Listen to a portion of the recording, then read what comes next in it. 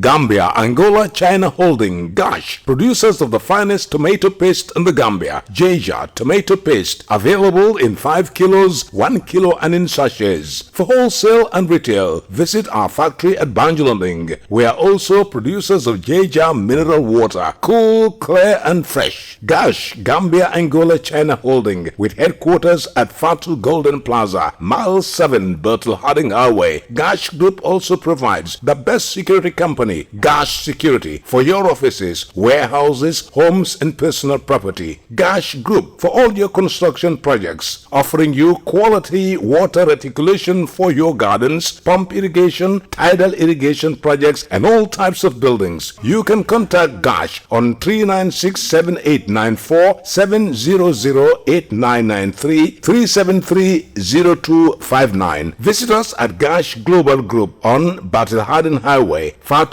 Golden Plaza. Our website www.gashglobal.com. Gambia, Angola, China Holding, Gash. Sophie Milk ñu ngi fété juróom benn ati cafka bu dul dañ ñoo leen indil Jalika full cream milk powder neex saf sàpp te bari cafka pour di leen jërëjëfati si ni ngeen defee Sophie Milk seen favorite milk brand léegi mun ngeen a jëfandikoo empty Jalika milk sachets wala carton pour gagner ay xéewal yu riche. Pour gagner motorbike dajaleel fukk ak juróomi empty carton yi Jalika milk pour gagner yeneen xéewal yu mel ni PlayStation 4, TV, fridge freezer, gas cooker, bicycle wala mobile phone. dajaleel fukk ak juróomi empty Jalika milk sachets def leen si biir enveloppe binda si sa tur ak sa téléphone number. Mun ngeen ko yóbbu si bépp Jalika milk agent bu leen gën a jege. Pour xam bi si raful yi dem leen Jalika milk Facebook page. Jalika milk mooy meew bu ees bu leen so fi indil gën a neex saf sàpp te riche.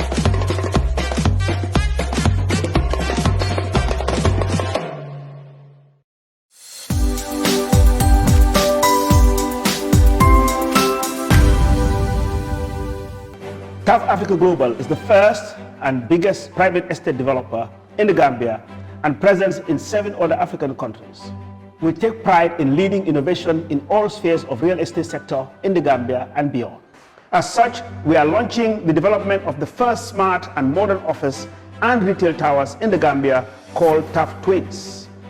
The TAF Twins is located in the heart of the Kanifing institutional area and 10 minutes drive away from Banjul. TAF Twins is designed to have 5 floors of office spaces ranging from 50 square meters to over 1,000 square meters with 2 elevators, central air conditioning, 24 hours electricity and water supply, with the ground floor reserved for banking, supermarket, restaurant and coffee shop. For your bookings and reservations, please call now on 376-2333 or 776-2333. Thank you.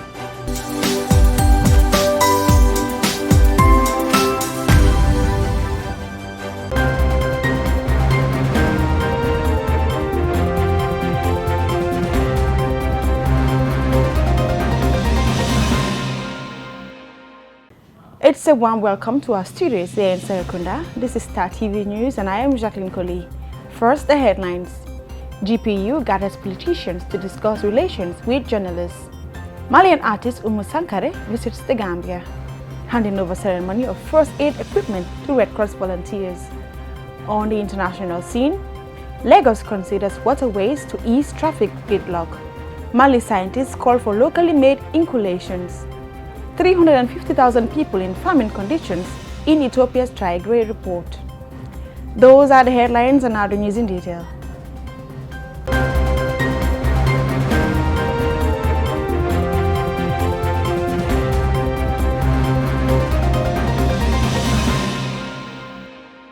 The Gambia Press Union today brought together members of various political parties to discuss issues of extreme relevance to the security and safety of journalists in the forthcoming elections.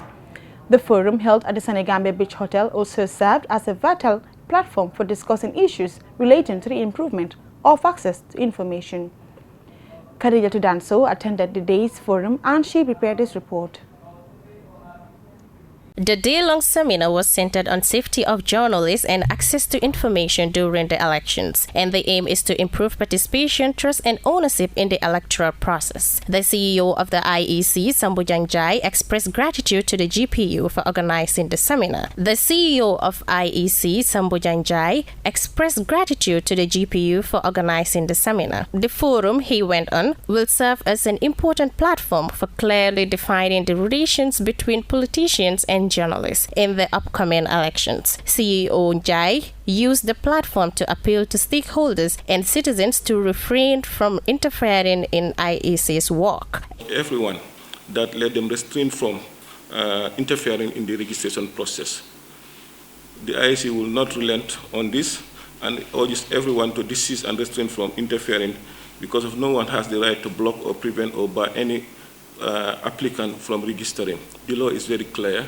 For one to register, you must be a Gambian, you must be a citizen of the Gambia, you must be 18 years or will be 18 years by the date of the... He recognized the role of journalists as major political stakeholders and advised them to uphold the principles of fair, balanced, accurate, and impartial elections reporting. Also endeavor to report fairly, accurately, and without bias on all political parties' activities. We have also seen some media houses leaning towards one political party against the other. This is not the principle or the fundamental principle of media. A media or a journalist should be independent, should be very fair, should be very accurate, and should not be biased. Please leave out these things from your profession if you want to be worth of your salt, because you cannot say a political party a tumultuous or a rapturous welcome, or thousands, and another political party say in hundreds. So that alone is bias. Some of the words you use, because we used to host a media monitoring center, we monitor the words you use, we monitor the adjective you use, we monitor your description, and sometimes it's just telling that you are just biased. I'm not saying that you are biased, but this is what the reports say, and we should avoid this. He advised journalists to be cautious of the ramification of imbalanced reporting to the society. The deputy spokesman of the APRC, DOUDOU, highlights the importance of bridging the gap between the media and journalists, as he advised politicians against harassing journalists. The public is, it doesn't have to happen at all. Journalists are humans like us. They're not perfect in what they execute. In cases whereby there are mistakes, in what they do, how they execute it, we need to engage them and try to rectify the wrongs. We definitely don't need to take the law into our own hands. I believe nobody has a right to harass any journalist, or to threaten their life. They're just doing their job. They're professionals, but they're not perfect. We have to understand that. And in life, nobody is perfect. He speaks about the need for Gambians to take lessons from the past and move on. Mr. Jai underscored the need for journalists to be always professional. They're untouchable. In as much as you're a journalist, you should be professional. For instance, you cannot be against a government. It's your right not to support a government, but going against a government, to the extent alleging certain information, for me, that's definitely not professional. And every journalist should desist from that. Get the facts. Even when people give you stories, verify your stories before you publish them. But when you show a government or a political party or an entity that I am out, to bring you down. Some people hide behind journalism, but they belong to a political party. And in order to promote the ideas of that political party, they feel they have to attack another party. So that's not professionalism. To the APRC deputy spokesman, journalists should be protected and not harassed. Reporting for Star TV News, I am Kadiatu Danso. OUMOU SANGAREH is a Grammy Award-winning Malian Wassoulou musician, sometimes referred to as the songbird of Wassoulou. She visited the Gambia on Wednesday to make funds and help the needy. Yamudal Koka covered the event, as Adama Jengjalo reports. Malian artist OUMOU SANGAREH on Wednesday visited the Gambia for the first time since the Third Republic of the Gambia. The reason for her visit is to bring unity in almost all the regions in the Gambia and also help the underprivileged, disabled and many others. Yusufa, both the leader of the organizing committee, added that OUMOU is a Pan-African that inspired him since he was a child. He added OUMOU is a legend that always advocates for Africa at large and always teaches people in her music about culture, and she works hard to unite Africa. He added that OUMOU is going up to the base to be in order to raise funds for the needy, disabled and underprivileged. Sana Dahaba, the executive director, National Disaster Management Agency, also added that OUMOU SANGAREH advocates for many good things in the world and found it necessary to come to the Gambia and help the people. The program is sponsored by an association called Smile Gambia, which helps Gambians to smile, as the name implies. OUMOU SANGAREH will perform a dance and gala dinner tomorrow at the Tamala Hotel. For Star TV News, I am Adama Jangjalo. Earlier today, CityLink Council hosted Banjul project funded by European Union did the handing over ceremony of CPR research station for Banjul Red Cross branch and training on first aid basis in helping people in Banjul, especially the most vulnerable. The event took place at the former Crab Island Upper Basic School in Banjul. Khadija Tudanso has more.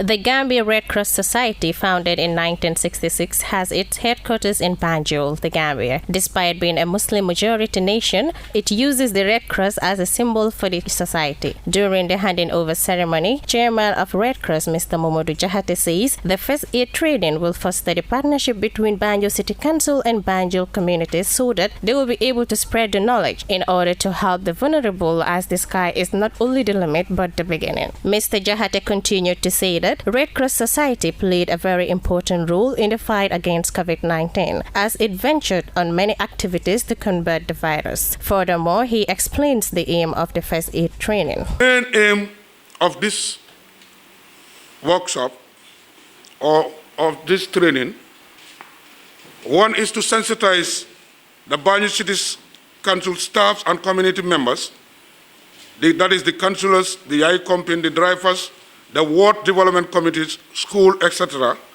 on the importance of first aid in workplace and our surrounding. Our other objective is to be able to save life at all times whenever emergency arrives. The training also will reduce or prevent a worsening situation during emergency. He also noted that the idea of first aid is not common in many institutions as a result of many life-threatening. It's obvious that the first aid training is not common to many institutions and communities in the Banjul. Due to many life-threatening conditions in the community and workplaces, first aid has become an issue for the world at large, and our beloved Gambia is not exception.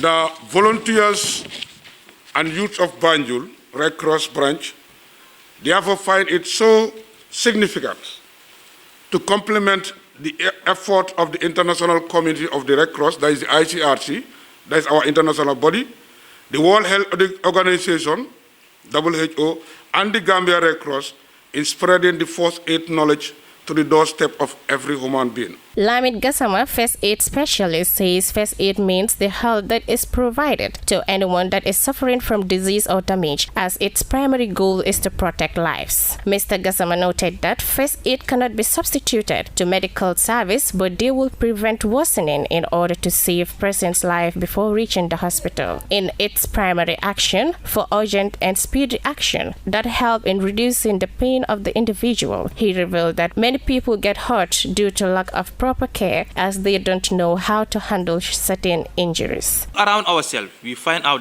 there are a lot of people who get hurt or killed due to the injuries every day. The number of people is growing largely due to improper care. Yes, we want to help. Everybody wants to help. But do we know how to handle certain injuries? We don't. For example, if someone gets spinal injury, how can you handle that person? There are techniques that involve. This is why today you are gathered here today to be trained to handle certain emergencies or certain injuries. I believe at the end of the training, we will all know how to handle certain emergencies before professional help arrive. He also thanked Mr. Jonas for providing the machine to the Gambia Red Cross Society, as it will play a very important role in their work. We cannot thank you. You provide Banjul Red Cross a machine that is state of the art. When I saw the machine, I was very, very happy. These are the machines that we use in the West. This machine is having a monitor. Will tell you whatever you are doing. We are very, very happy for this gesture. If you go back to your people, tell them Banjul Red Cross, not only Banjul Red Cross, the Gambia Red Cross, we are all happy about this machine.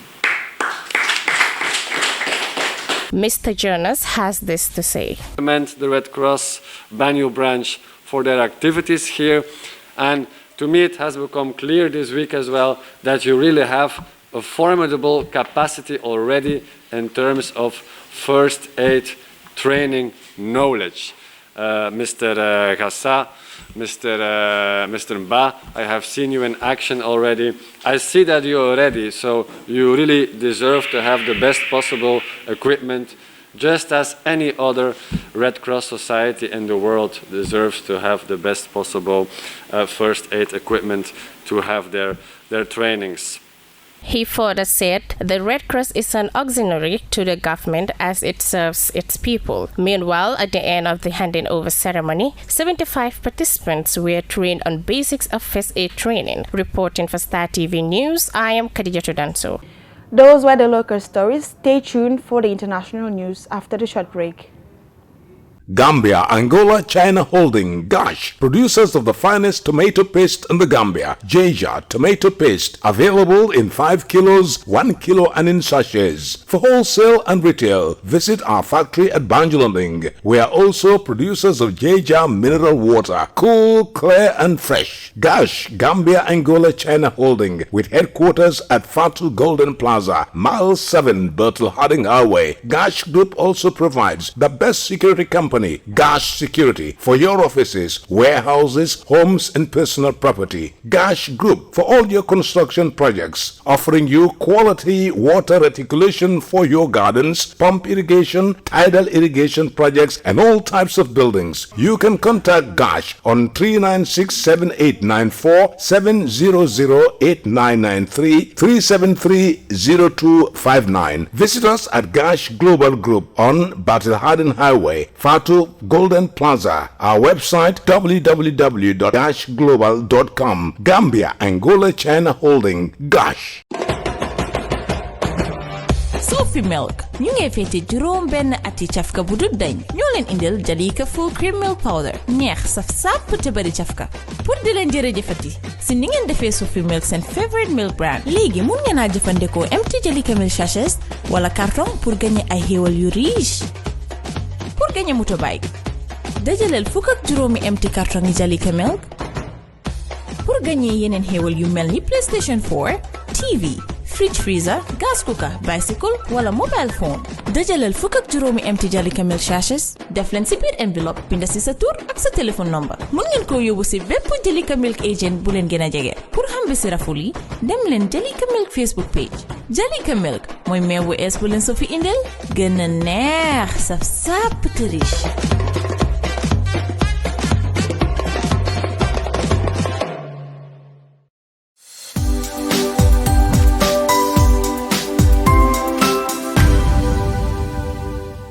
South Africa Global is the first and biggest private estate developer in the Gambia and present in 7 other African countries.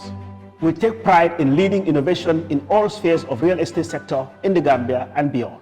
As such, we are launching the development of the first smart and modern office and retail towers in the Gambia called TAF Twins. The TAF Twins is located in the heart of the Kanifing institutional area and 10 minutes drive away from Banjul. TAF Twins is designed to have 5 floors of office spaces ranging from 50 square meters to over 1,000 square meters with 2 elevators, central air conditioning, 24 hours electricity and water supply, with the ground floor reserved for banking, supermarket, restaurant and coffee shop. For your bookings and reservations, please call now on 376-2333 or 776-2333. Thank you.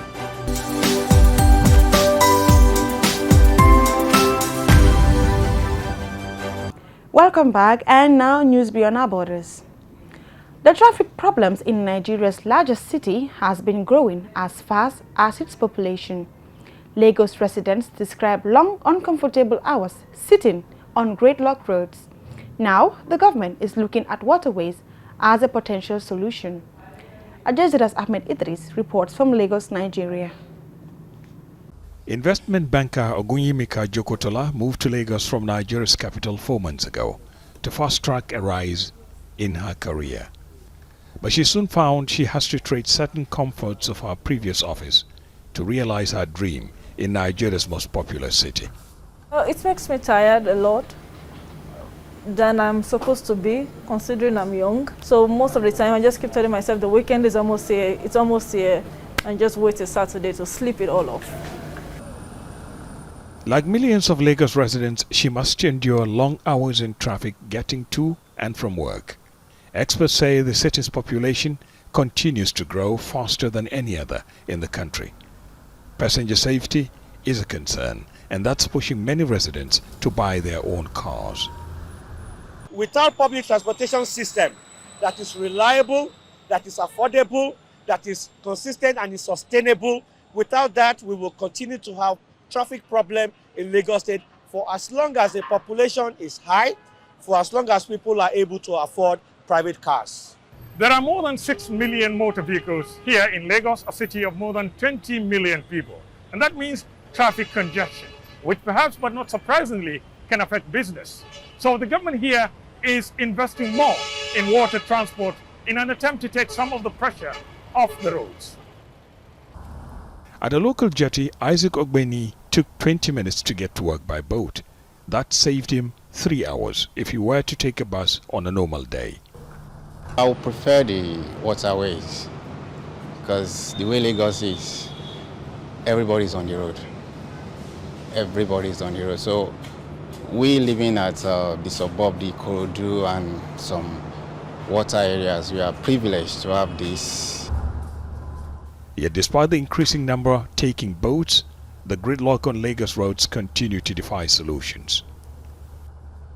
Lagos traffic. With so many stuck in traffic, Nigeria's first traffic radio station tries to lighten the mood and provide regular updates on congestion, with staff receiving information from officers on the roads.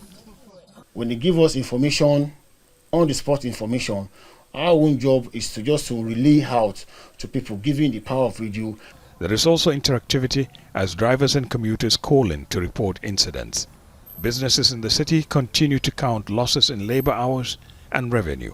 And with the population growing, there are fears Nigeria's commercial capital may soon reach breaking point.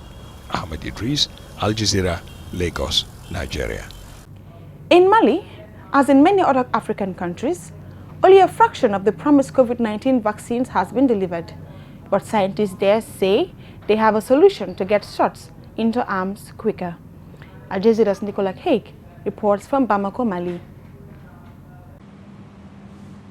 In war-torn Mali, there is a silent killer, COVID-19. The country is running out of vaccines and people are dying. In March, Mali received only 396,000 vaccines for 14 million people, not enough to contain the outbreak. While rich countries vaccinate the young, poor countries like Mali have yet to vaccinate the old or vulnerable. The vaccine is our only hope to stop this pandemic, and it seems Europe and America have left Africa behind. If we all had equal access to the vaccine, things would be under control, but they are not.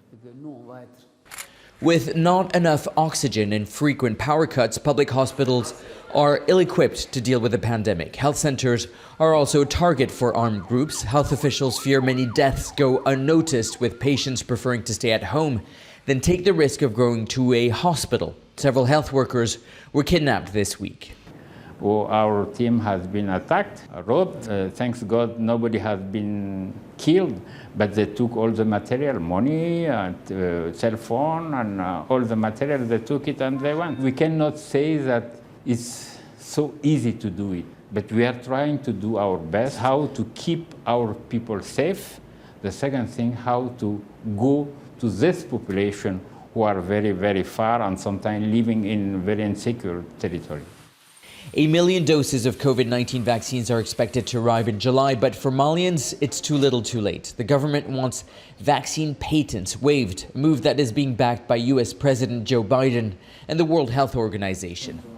Because of the pandemic, This lab is taking extra precautions. This is where several vaccines were developed in collaboration with researchers from the United States. A vaccine against meningitis, vaccine against diarrheal diseases. And the hope for the researchers here is that one day the coronavirus vaccine will be produced right here in Mali. For Dr. Awa Traore, this is an achievable goal. Why not? This will be a very good thing for us and for the world in general. And this will help us to not be maybe dependent on the distribution. Traore wants to see the country's cold storage not empty, but full of Malian-made vaccines. It is for her the only way to bring the pandemic to an end. Nicholas Hawk, Al Jazeera, Bamako. A report by the UN and other aid agencies say that 350,000 people in Ethiopia's TIGRAY region are either facing or living in famine. The area has been in conflict ever since November, when Ethiopian government forces entered the region to confront local leaders. The war has already displaced more than 2 million people and destroyed the economy, including crops and farms in the region. Al Jazeera's Mohammed Adal reports.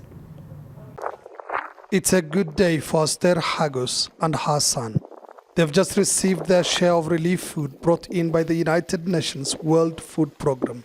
It's the first delivery of aid they've received in months. ASTER and her family are among millions of Ethiopians displaced by the conflict in TIGRAY region. The family is sheltering in an abandoned construction site a few kilometers from their village. At the spot where their home once stood, ASTER and her family pick up the pieces. There were about 20 armed men.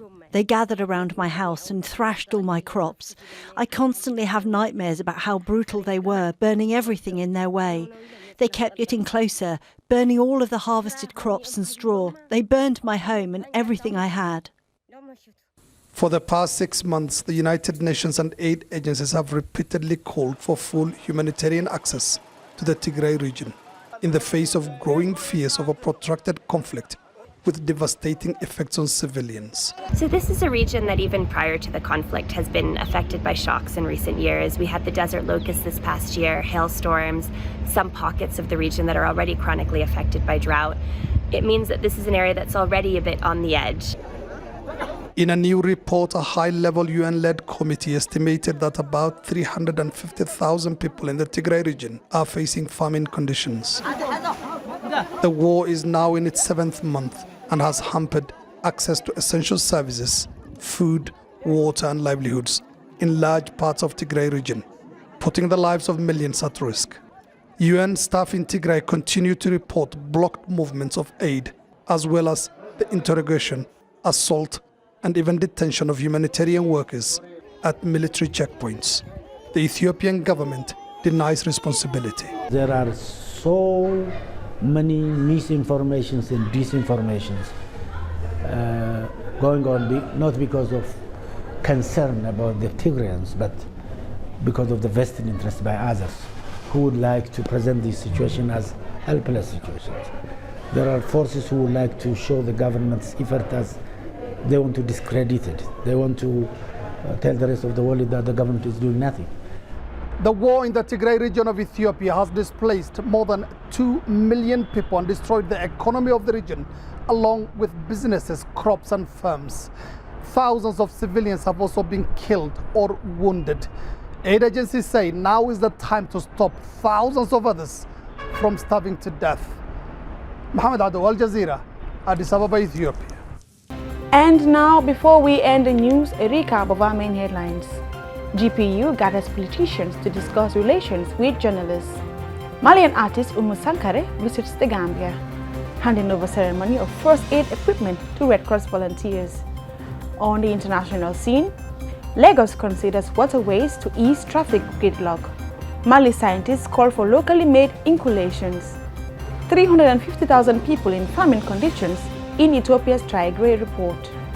That's all for this edition of the news. Join us tomorrow for more news. Please stay tuned and enjoy the rest of our programs. Thanks for watching and bye for now.